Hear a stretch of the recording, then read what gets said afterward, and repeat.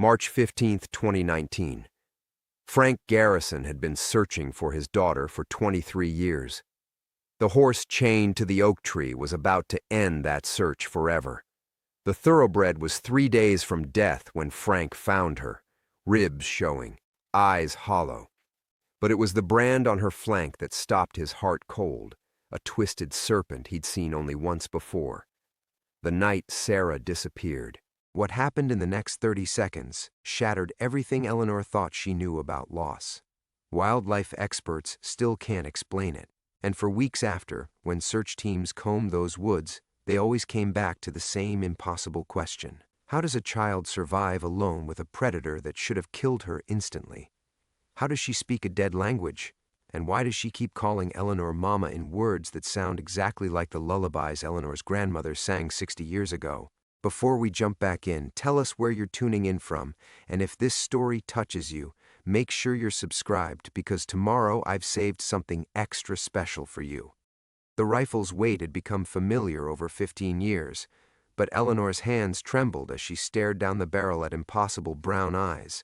Not the bear's eyes, though those held an intelligence that made her skin crawl. The child's eyes, dark, wide, and filled with a recognition that shouldn't exist.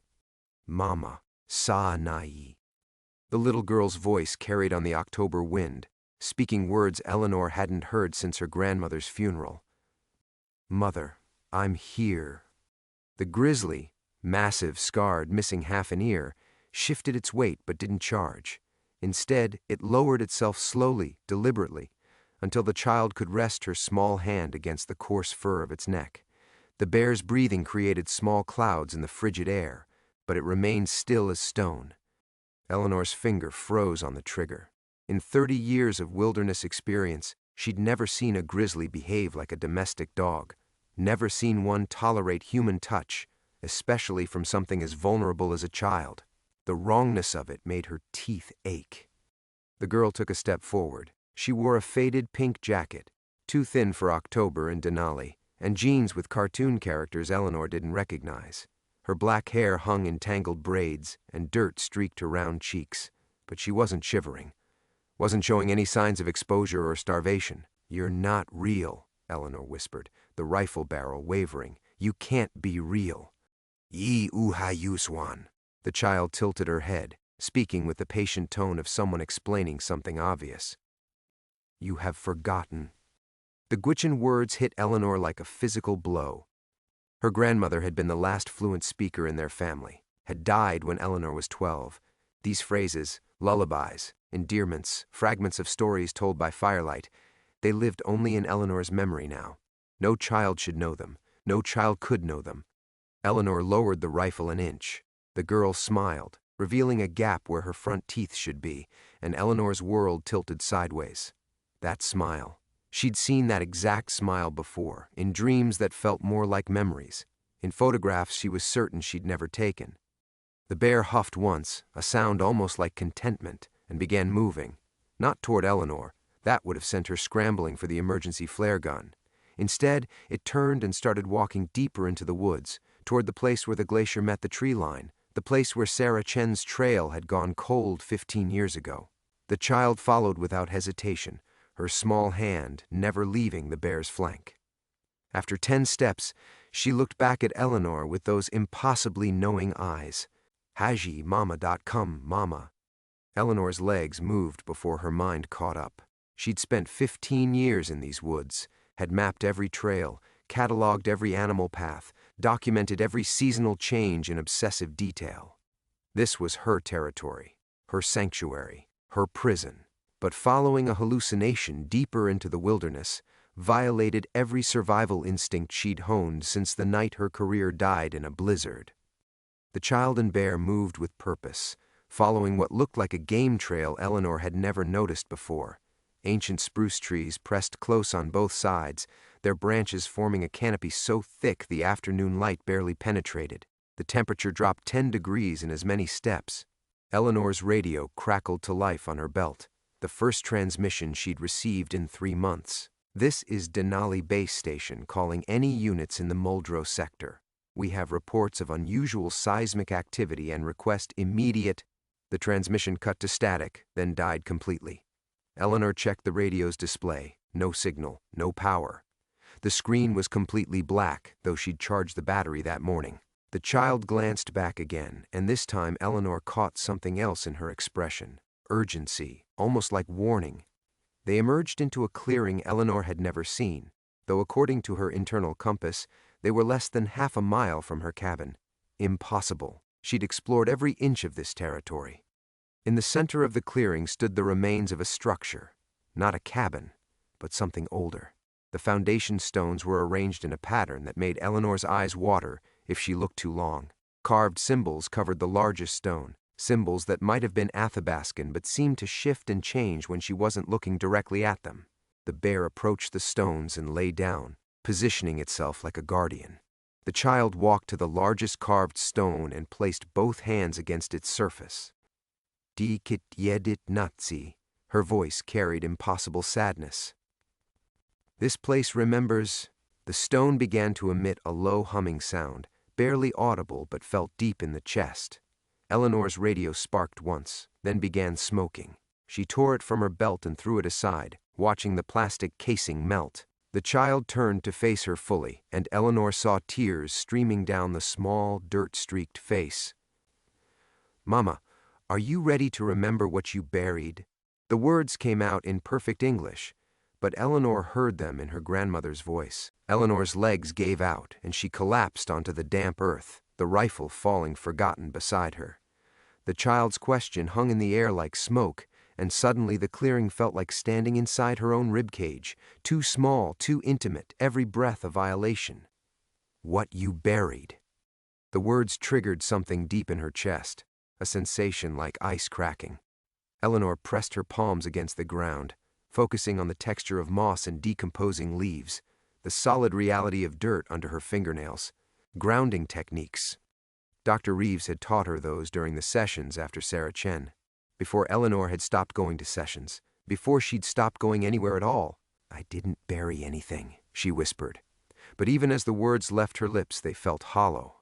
False. The child stepped closer, her small bare feet silent on the forest floor. How was she not freezing? October in Denali could kill an unprepared adult in hours, but this little girl moved through the cold like it was summer air, like she belonged to it. Eleanor forced herself to look at the child's face, really look.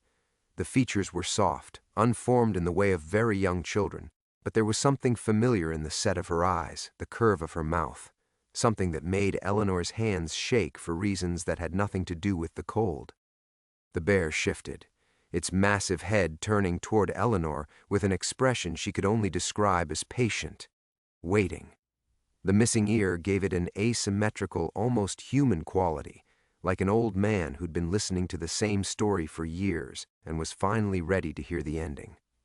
Eleanor's cabin sat less than half a mile from here, according to her internal compass. 15 years she'd lived in those 4 rooms, surrounded by the careful routines that kept her sane. Morning coffee from Beans she ordered twice yearly from Anchorage. Weather documentation recorded in identical spiral notebooks, 17 volumes now, stacked in perfect chronological order. Evening meals of canned soup and crackers, eaten while reading field guides she'd memorized years ago. A hermit's life, but a safe one, predictable, under control. In winter, she might go weeks without speaking aloud except to herself. In summer, the occasional hiker would stumble onto her property, and she'd watch from her window until they left, never answering their calls of greeting. The Park Service had stopped sending welfare checks after year 5, when she'd made it clear she wanted no contact with the outside world. No reminders of what she'd lost, what she'd failed to save. But this child, impossible, anachronistic, speaking dead languages, threatened to crack open everything Eleanor had built, the careful walls, the methodical forgetting. "Shah, Mama." The girl reached out one small hand, palm up. "Please, Mama." Eleanor stared at that outstretched hand. Clean fingernails, no calluses, skin that should be blue with cold but looked warm as summer peaches. When had she last touched another human being? Really touched someone with intention rather than accident? Dr. Reeves had mentioned something about isolation's effects on the mind, how prolonged solitude could blur the lines between memory and imagination. Eleanor had stopped listening after the first few sentences. She'd heard enough about her deteriorating mental state from the inquiry board after Sarah Chen disappeared. Your failure to follow established search protocols directly contributed to the unsuccessful outcome of this rescue operation. Ms. Mackenzie's decision to pursue an unconfirmed lead alone in deteriorating weather conditions represented a fundamental breach of safety procedures. The board finds no evidence that Ms. Mackenzie's actions increased the probability of locating the missing child. Sarah Chen, 6 years old, black hair and pigtails, gap-toothed smile in the family photo they'd shown Eleanor during the investigation. Last seen near the Savage River campground before the October blizzard moved in faster than anyone predicted. Eleanor had found tracks, tiny boot prints in the snow, leading away from the designated search grid. She'd made the choice to follow them alone, convinced she was close to bringing Sarah home. The blizzard had lasted 3 days. When it finally cleared, Eleanor was found hypothermic and delirious, babbling about voices in the storm. They never found Sarah Chen. They never found her body. And now this child stood before Eleanor, speaking her grandmother's language, leading a grizzly bear like a pet, asking about things that were buried. The humming from the carved stone grew louder, resonating in Eleanor's chest cavity. Her vision blurred at the edges, and she tasted copper on her tongue. The symbols on the stone seemed to pulse in rhythm with her heartbeat, and somewhere in the back of her mind she heard her grandmother's voice singing a lullaby. Yadi Kit Gwandai, the memory whispered. Sleep, little one. Eleanor looked at the child, really looked, and for just a moment saw something that made her breath catch. Not Sarah Chen's face, not a stranger's face, something else entirely. Something that should have been impossible, but felt as familiar as her own reflection. Who are you? Eleanor whispered. The child smiled, and the forest held its breath. The child's smile widened, and when she spoke, her voice carried the weight of 15 winters. Shih Tzu, Mama. Shih Tzu, your daughter, Mama, your daughter. The words hit Eleanor like a physical blow, driving the air from her lungs. She scrambled backward across the moss, her boots sliding on decomposing leaves, until her spine met the rough bark of a spruce tree. The rifle lay forgotten in the space between them, useless against truths that cut deeper than any blade. No. The word came out strangled, barely human. No, I never had. But even as denial poured from her lips, something deep in her chest cracked open like river ice in spring. A flooding sensation, memories pushing against barriers she'd spent 15 years building. The taste of copper intensified, and Eleanor realized she'd bitten through her tongue. The child, her daughter, no, impossible, took another step closer, and the bear rose silently behind her, its massive frame casting shadows that seemed to move independently of the filtered sunlight. The creature's eyes held an intelligence that made Eleanor's skin crawl, but underneath the wrongness was something else, something protective, familiar. Haji Kari Gwandai, Mama. The little girl's voice carried infinite patience, the tone of someone who had waited lifetimes for this moment. Come remember, Mama. Eleanor's hands flew to her temples, pressing hard enough to leave bruises. The humming from the carved stone grew louder, and now she could feel it in her bones, resonating through her skull like a tuning fork. The symbols on the ancient foundation seemed to writhe and shift, and suddenly she was seeing other things superimposed over the clearing. A hospital room, stark white walls and the antiseptic smell of grief. Machines beeping in rhythms that matched no living heart. A bassinet beside her bed, empty except for a pink blanket that still smelled like baby powder and unfulfilled promises. Stillborn. A doctor's voice echoed across decades. I'm sorry, Miss Mackenzie. These things sometimes happen in the wilderness, especially without proper prenatal care. Eleanor gasped, her vision fracturing between past and present. The child stood before her, alive and impossible, while memory showed her another truth, a tiny form that never drew breath, never opened its eyes, never heard the lullabies Eleanor had practiced for months in her ranger station. The bear huffed softly, and Eleanor's attention snapped back to the present. The creature was watching her with an expression she'd seen in her bathroom mirror for 15 years, guilt so profound it had calcified into bone. The missing ear, she realized now, was shaped like a wound that might have come from clawing at oneself, from trying to tear away the parts that remembered. "You're not real," Eleanor whispered, but the words held no conviction. The child felt more real than anything Eleanor had touched in years, more real than her cabin, her routines, her carefully constructed isolation. "Hey, Mama." The little girl nodded sadly. "Yes, Mama." "Kwa tsatahai tsatat," not then, and yes now. The Gwich'in phrases unlocked something in Eleanor's chest, a sensation like bleeding out from the inside. She remembered her grandmother's voice explaining the concept, how some truths existed in the spaces between time, how some losses were too profound for linear existence. Eleanor's radio, melted and forgotten, sparked once more, and she heard fragments of transmission through the static. Search teams in the Muldrow sector, missing woman Eleanor Mackenzie, last seen, 15 years. 15 years. Had it really been that long? The isolation had blurred time into seasonal cycles, weather patterns, the migration of caribou and the hibernation of bears. But now, looking at this impossible child who spoke her grandmother's language and called her Mama, Eleanor felt the weight of every lost day. The child reached out again, and this time Eleanor didn't pull away. Small fingers touched her cheek, warm despite the October cold, and Eleanor felt tears she hadn't shed since that hospital room 15 years ago. "Shiji, Mama." The voice was so gentle it broke something inside Eleanor's chest. "My mother, Mama." Eleanor looked into those dark, knowing eyes and saw her own face reflected back.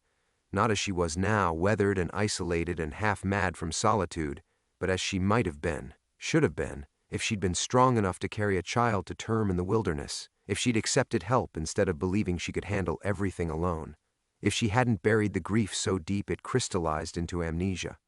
The bear moved closer, and Eleanor could smell its musk, feel the warmth radiating from its massive frame. When it lowered its head toward her, she saw herself in its eyes too, the part of her that had been guarding this truth, keeping it safe in the deepest wilderness of her mind. "What do you want from me?" Eleanor whispered. The child smiled that gap-toothed smile, and the forest around them seemed to exhale.